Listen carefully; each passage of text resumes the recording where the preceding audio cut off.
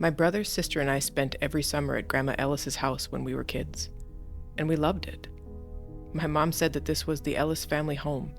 It had been in our family for generations, built by my great-grandfather in the 1800s. It sat on 5 acres of land, about 10 miles outside the city, far enough to feel like another world, surrounded by woods so dense that they seemed to swallow the sunlight. As a kid, I felt like we were in the middle of nowhere. The area that surrounded my grandma's house was a popular recreation spot for people who wanted to utilize the hiking trails and the remote camping sites to be isolated from the city and the noise. The house itself was a beautiful Victorian farmhouse, painted white with blue shutters.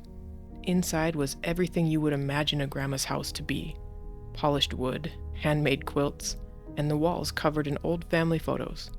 When you entered through the front door, you were always greeted with the soft sounds of Grandma's old record player, playing her favorite tunes, and the smell of fresh-baked cookies and lavender. And Grandma Ellis was everything you'd expect in a grandmother. She had a soft, sweet voice that wrapped around you like a warm blanket. Her silver hair was always perfectly styled in a soft bun, and her clothes were neat and pressed, even when she was gardening. She had this way of making you feel like you were the most important person in the world when she spoke to you. And no matter how bad of a day you were having, when she smiled at you, you knew that you were loved. She was perpetually baking something, and she was always ready with a story. We loved it when she would tell us family stories, how her father was a respected doctor in town, how her grandfather had built this house with his own hands, and how the Ellis name was one of the oldest in the county. Sometimes while telling those family stories, Grandma's voice would change, just slightly. Her eyes would focus on something distant, and for a moment, she seemed like a different person entirely. But then she'd blink, smile that warm smile, and the moment would pass. There was always a strange pride in her voice when she spoke about the family legacy. She'd tell us how our ancestors were survivors, who did what needed to be done when times were tough, and how Ellis family members had a special strength that others didn't understand. Grandma had 2 very strict rules at her house. The first rule: never go past the property line, into the woods behind the house. People disappear in there, she'd say, her eyes suddenly distant. Your grandpa went for a walk in those woods and never came back. Those woods had a presence to them. Even on bright summer days, they seemed to watch the house. The tree line was a perfect dark boundary, as if the forest had decided exactly how close it would allow civilization to come. Sometimes when I was standing at the property's edge, I'd swear I could hear whispers from within those trees. Grandma would always appear then, as if sensing my curiosity, gently pulling me back towards the house. I remember asking her about Grandpa once. She wouldn't say much, just that they had only been married for a few years when he went missing. She was 28 when it happened. The few times I'd pressed for more details, Grandma would get this strange look. It wasn't quite sadness. It was something harder. The second rule at Grandma's house: never open the red door at the end of the hallway upstairs. She never explained that one. She would only say, "That door stays closed. It's not for children." Something in her tone made us never ask twice. Unlike the other white doors in the house, the red door seemed out of place, like it belonged to another house entirely. It was smaller than the others, made of heavier wood, with an old skeleton keyhole that fascinated me. Once, I pressed my ear against it, holding my breath, convinced I heard movement on the other side. When I turned around, Grandma was watching me from the end of the hall. Her face was unreadable. As kids, we didn't question these rules. That's all we ever knew. We were happy with having the run of the house, the sprawling garden, and the tire swing by the old oak tree. We were content to spend our days catching fireflies, playing hide and seek, and listening to Grandma's stories on the front porch swing. I was different than my siblings, more curious, more intense. Where they were content to play in the yard, I wanted to explore every corner of the property and every inch of the house. I collected things, like interesting rocks, unusual feathers, and a dead butterfly I had found in the windowsill that I kept in a jar for weeks. Grandma noticed. Sometimes I'd catch her watching me with an odd expression, something between pride and worry. As I got older, sometimes I'd find myself sitting on the old tire swing, staring off into the woods beyond the property line in the back of the house, or tracing my finger along the ornate door handle and skeleton keyhole of the red door, just wondering what it was about them that was so forbidden. But I adored my grandma, and the fear of disappointing her was always stronger than my curiosity. She loved us all, that was obvious, but I always felt like her and I had a special connection. I couldn't quite explain it, but there was a very strong bond between us. We never talked about it, but I knew she felt it too. I could see it in her smile, and the way she spent just a little more time with just me. Once, when I was 12, I found her in her study, looking through an old photo album. When she saw me, she quickly closed it, but not before I glimpsed a strange expression on her face. Almost like guilt. "Some memories are just for me," she said, touching my cheek. Then she added, "You remind me so much of myself at your age." The way she said it didn't sound entirely like a compliment. Eventually, the summers at Grandma's house stopped. We were getting older, first high school, then college, and then life got in the way. We'd try to visit on holidays, but those golden summers belong to our childhood now. That was until a few months ago, when Grandma died in her sleep at 92, and everything I thought I knew about her, about our family, changed forever. As the oldest grandchild, I volunteered to clean out the house. My mom was devastated and needed time to grieve. My siblings offered to help, but they had families and jobs that don't allow for extended leave. I'm in between jobs right now, a freelance writer with too much time on my hands and not enough assignments. So I came back to the house alone. It was early spring. The trees were just beginning to bud. The air carried that earthy scent of thawing ground. As I drove up the winding gravel driveway, the house came into view, and I felt this strange mixture of nostalgia and unease. It looked smaller than I remembered. It was weathered. The white paint was peeling in some places, and the blue shutters had faded to a dull gray. But something else had changed too. The house seemed to have settled into itself somehow, as if it had been holding its breath for all these years and finally exhaled. I used the spare key that Grandma had kept hidden in the flower pot next to the front step. The lock resisted at first, but then suddenly gave way with a sound almost like a sigh. As I stepped through the front door, the air felt thick and undisturbed. The dust motes hung suspended in the afternoon light streaming through the windows, spinning slowly as I passed through them. The house was exactly as I remembered as a kid. The same floral wallpaper, the same creaking floors, the same grandfather clock in the hallway that was still ticking away as if Grandma had just wound it. But it felt different without her. Empty, quiet. No sounds of cookies being taken out of the oven, or Grandma's favorite tunes being played on the record player. The fact that she was really gone was starting to sink in.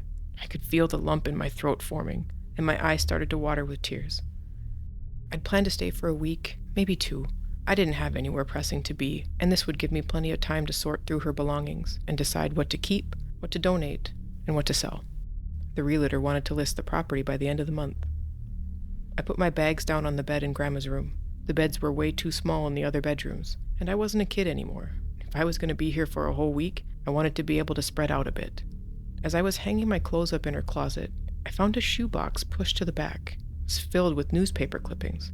Most of them were faded with age, but they all shared a theme: missing persons reports, hikers who'd never returned from the woods, or campers who had disappeared without a trace, all from this area, and spanning decades. "Grandma, you morbid old lady," I muttered, closing the box. She must have collected them because of what happened to Grandpa, and just ended up feeding her fear of the woods. I set the box aside, making a mental note to throw it out later. No need to show Mom something that would only upset her further. The first night, though, I barely slept. The house was making strange noises, creaking, settling, the pipes groaning. Normal old house sounds, but without Grandma's presence, they seemed ominous. And then I had the strangest dream. I was 10 years old again, sitting cross-legged on the floor in front of the red door, just staring at it. But in my dream, Grandma wasn't telling me to stay away. Instead, she was standing behind me, with her hand on my shoulder, like she wanted me to open the door. In the dream, the door began to leak. Not water, but something darker, thicker. It pooled around my small legs, soaking into my clothes. And still, Grandma urged me closer. "Put your ear to the door," she said. "Listen to them. Listen to their screams." I woke up drenched in sweat, the sheets tangled around my legs. For a moment, I could have sworn I smelled Grandma's lavender perfume in the room. And despite the closed windows, a cold draft swept across my face, as if someone had just passed by the bed. The next morning, the sunlight draining in through the curtains made that nightmare seem silly. I made coffee and took it to the front porch, just like Grandma used to do, every morning. The property looked different in the spring than it had during our summer visits. The garden was overgrown, the flower beds choked with weeds. The old tire swing hung motionless from the oak tree, its rope frayed and weathered. And the woods? The woods seemed closer somehow. Had they always extended so far into the eastern edge of the property? I didn't remember the tree line curving inward like that. That afternoon, I drove into town for groceries. The small market hadn't changed much since my childhood visits. Same standard food choices, the same narrow aisles. The elderly cashier squinted at me as she rung up my items. "You're Millie's granddaughter, aren't you? Staying out at her place?" I nodded, making small talk about being there to sort out Grandma's affairs. "Alone?" she asked, her scanner pausing over a can of soup. When I confirmed this, she pressed her lips together. "That's a lot of house for one person, especially in Ellis." "What do you mean, especially in Ellis?" I asked. She seemed to catch herself. Just that it's a big old place with a lot of history, that's all. Your grandmother managed it because, well, she was your grandmother." What was that supposed to mean? I knew my grandma was a tough lady. I mean, she never remarried, and once all the kids were grown and off to college, she had lived in that house all by herself. As I carried the groceries out to the car, my phone buzzed with a text from my mother. "Just checking in. Is everything okay at the house? Don't forget Grandma's rule about the woods." I texted back that everything was fine. I wanted to tell her about the strange dream I had, but something told me to keep that to myself. By the third day, I had fallen into a routine. I'd work through one room at a time, sorting Grandma's belongings into 3 neat piles: keep, donate, and trash. It was emotional work. Every object held a memory. The cookie jar she always kept full, the reading glasses she'd perched on the end of her nose, the collection of spoons she had all around the living room. By that afternoon, I decided to tackle the fireplace in the living room. It needed cleaning. It was full of ashes from Grandma's last fire. As I scraped them out, I noticed one of the bricks at the back was loose. It wobbled when my brush hit it. Curious, I pried it out, my fingers catching on the rough edges. Behind it was a small cavity, and inside the cavity was a key. Not a modern key, an old skeleton key, black iron with an ornate handle, the kind of key you'd read about in a Gothic novel. Its teeth were intricate, designed for a complex lock, and the handle was formed in the shape of what looked like a bird with outstretched wings. I knew instantly what had opened: the red door. I sat there on the hearth, key in hand, my heart racing. Why would Grandma hide the key to that door? What could possibly be up there that needed to be locked away? For a moment, I considered respecting her wishes, putting the key back, and letting whatever secret she had up there die with her. But I couldn't. The mystery of that door had haunted me for years, burning inside me since childhood. There was almost a physical need to know what was behind it. I closed my fist around the key, feeling its cold metal slowly warm against my palm. It's just an old attic, I told myself. Just storage, old furniture, probably family heirlooms. But if that were true, why hide the key? Why make a rule that no one would ever open that door? I had to know. The red door stood stoic at the end of the upstairs hallway, just as I'd remembered it, smaller than the other doors, positioned right under the slope of the roof. The paint was a deep crimson, like dried blood against the pale yellow walls. My pulse was pounding in my ears. The key was ice cold in my palm, my breath shaky as I slid it into the old lock. The red door groaned and swung open, revealing a set of narrow stairs disappearing into the darkness. I told myself I was being ridiculous. What could possibly be up there? But as I took that first step, the floorboards creaking beneath me, I had this sudden suffocating feeling that something wasn't right. The stairs were steep and narrow. The wood groaned under my weight. At the top of the stairs was another door. This one unpainted. It opened into what was clearly an attic space, the ceiling sloping on both sides, the air thick with dust, and something else, a faint coppery smell I couldn't quite place. Light filtered weakly through a small circular window, illuminating what appeared to be some kind of workspace. A desk against one wall, some filing cabinets, and in the center of the room, a single wooden chair, facing a wall covered in papers. I approached slowly, squinting in the dim light. On the wall was a large map, surrounded by newspaper clippings and photographs, like something from a detective movie. I spotted a light switch by the door and flipped it on. What I saw made my blood run cold. The map was of Grandma's property in the surrounding woods. It was marked with red X's, and next to each X, a date, a name, sometimes a photo. Missing hikers, campers, or locals who'd taken a wrong turn, all vanished near Grandma's property. The wall was a meticulous record of disappearances, dozens of them, spanning decades. Newspaper clippings with headlines like "Search continues for missing campers" and "Local man vanishes without a trace" were pinned to the wall surrounding the map. And Polaroids. The Polaroids showed faces, terrified faces, of people I didn't recognize, men and women of different ages. Some looked like they had been taken somewhere out in the woods, and others looked like they had been taken in this very attic. They were pinned near the locations marked with those red X's on the map. What was I looking at? I was so confused. What was she doing with all of this? For one desperate moment, I tried to construct another explanation. Maybe Grandma was tracking a killer. Maybe she was trying to solve these disappearances. I frantically started looking around the room. I needed something that would give me some kind of explanation, something that would give me answers. My hands trembling, I opened one of the filing cabinets, and inside were folders, each labeled with a name and a date. Some were the same names from the wall. I pulled out one at random. Inside were more photos and personal effects. A detailed account written in Grandma's neat handwriting, describing how she'd followed them for days, learning their routines, and how she'd approached them with a story about her dog being lost in the woods, or how they were lost and asked her for help, how they followed her willingly, and how she'd watched as the light left their eyes. The clinical detachment of her descriptions was almost as horrifying as the acts themselves. I couldn't read anymore. I slammed the folder shut. Then I found a locked drawer in the desk. The skeleton key from my pocket fit into this lock too. Inside were trophies, a wedding ring, a college class pin, a man's watch still ticking, and a small glass vial containing what looked like a human tooth, each labeled, each dated, and each corresponding to a name on the wall or in the filing cabinet. And then I saw it, a yellowed newspaper clipping, local man missing, wife claims no knowledge of whereabouts. Below it was a photo of Grandpa. His face had been scratched out with such violence that the photo paper was torn. She'd done it. She killed Grandpa. My whole body went cold. This couldn't be real, and yet the evidence was overwhelming. There was no more room for denial. I sank into the chair, my mind struggling to process what I was seeing. My sweet cookie-baking Grandma was a serial killer. As the truth dawned on me, my body rebelled. My stomach heaved, and I barely made it to the wastebasket in the corner before vomiting. The taste of bile in my mouth seemed fitting, my body purging itself of these lies it had been fed my entire life. I couldn't stop shaking, not just my hands now, but my entire body, as if I was freezing from the inside out. Sweat beaded on my forehead while my teeth chattered. And then I noticed a leather-bound book on the desk, different from everything else.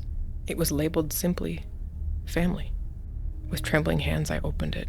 Inside was a meticulous family tree, dating back to the 1850s. But this wasn't an ordinary genealogy. Next to certain names were tallies, numbers. And I realized with growing horror that these were victim counts. Great-great-grandmother Elizabeth Ellis, 17 tally marks. Great-grandfather Thomas Ellis, 8 tally marks.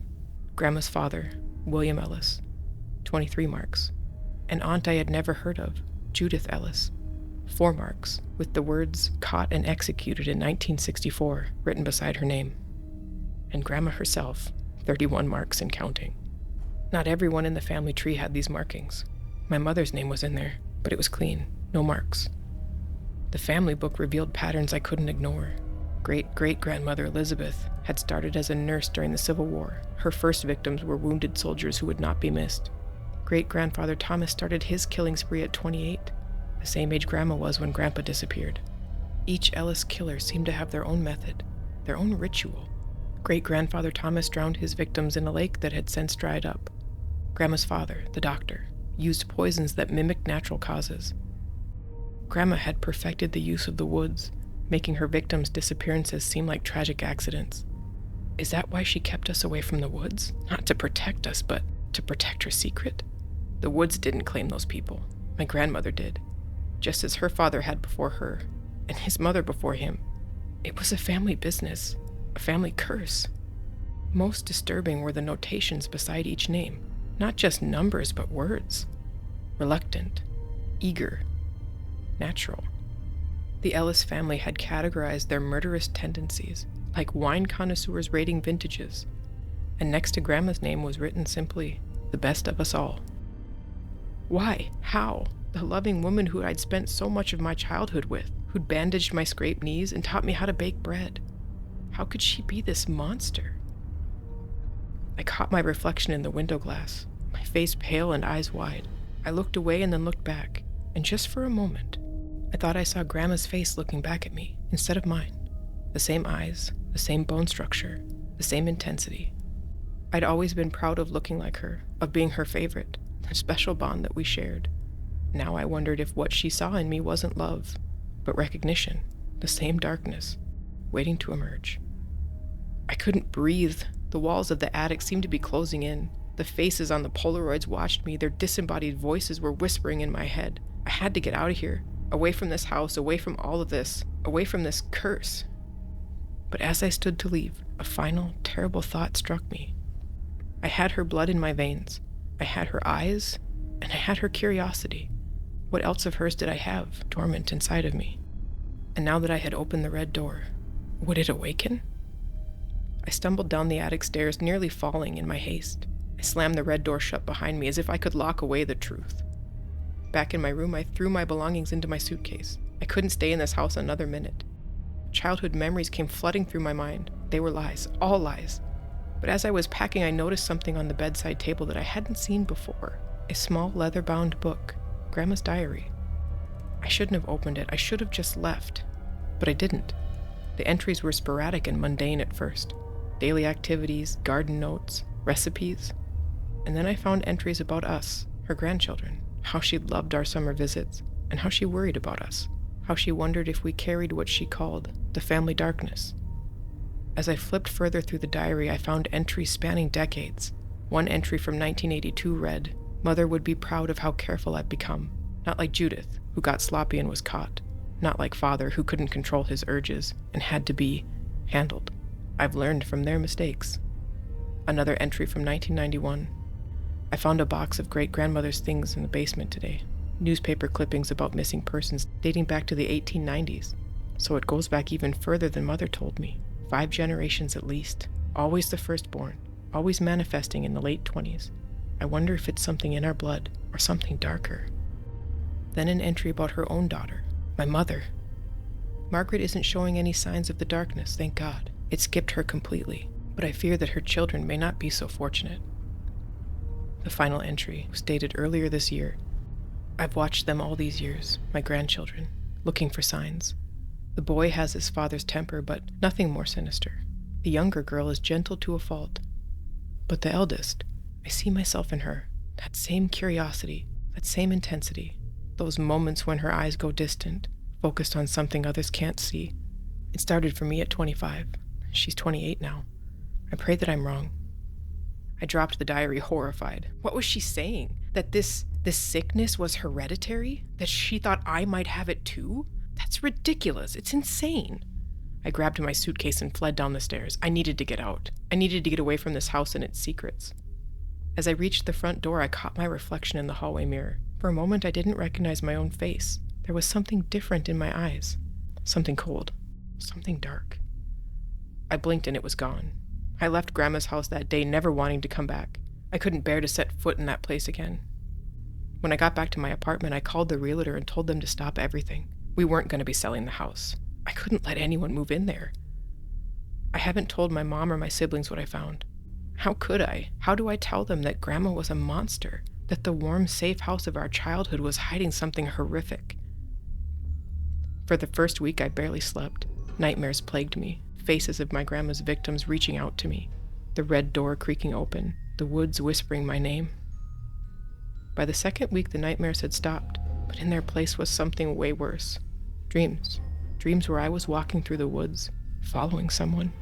No, stalking someone, feeling a strange excitement I'd never known before. I'd wake up not with fear, but with disappointment that the dream had ended. I told myself it was just trauma, post-traumatic stress. It had to be a normal reaction to an abnormal discovery, right? Nothing more. It's been 3 weeks now. I should be feeling better and getting back to normal, but I'm not. I've been researching our family history, public records and newspaper archives, genealogy sites even. Everywhere the Ellis family had lived, there were disappearances and unsolved murders, going back generations. And now I'm 28, around the same age Grandma was when she killed Grandpa, the age where the darkness starts to take over. Sometimes late at night, I find myself thinking about that wall of victims, about the meticulous records and hidden trophies. But instead of disgust, I feel something else. Admiration? I can't stop thinking about it. The planning, the precision, the perfect crimes that no one ever solved. Sometimes I catch myself standing in front of the mirror, studying my reflection, looking for her in my face, for the Ellis family eyes that Grandma said were a mark of our bloodline. I've taken up a new interest in researching missing persons cases, but the interest is going way beyond academic. I started following news stories about hikers who ventured into remote areas, calculating how long it would take for someone to be reported missing. I threw away my kitchen knives and then bought new ones. Better ones. Sharper. I told myself it was because I was cooking more. And then my appearance began to change. I lost weight, my skin became pale, my movements are more deliberate, precise. One morning I noticed a strand of silver in my hair, exactly like Grandma's. I didn't color it. I liked it. No, this isn't me. This can't be me. I'm trying to fight it, but yesterday, I found something in my pocket. I don't even remember putting it there. I don't remember taking it from the house. It was the key to the red door. As I stood on the front porch of that old Victorian farmhouse, with the peeling white paint and the faded blue shutters, I called my mom to tell her that I wanted to keep Grandma's house. I wanted to keep it in the family. "Are you sure, honey?" she asked with concern in her voice. "That place is so isolated." "I'm sure," I said. "I think I belong here." After hanging up, I went to the red door. It doesn't frighten me anymore. Instead, it calls to me. I catch myself humming Grandma's favorite songs as I work. I understand her now. The careful planning, the meticulous documentation. It was the ritual of it all. Last night, a hiker got lost near the property. I found him wandering disoriented near the tree line as darkness was falling. "Thank God," he said when he saw me. "I've been lost for hours." I smiled Grandma's smile. "You poor thing. Let me help you."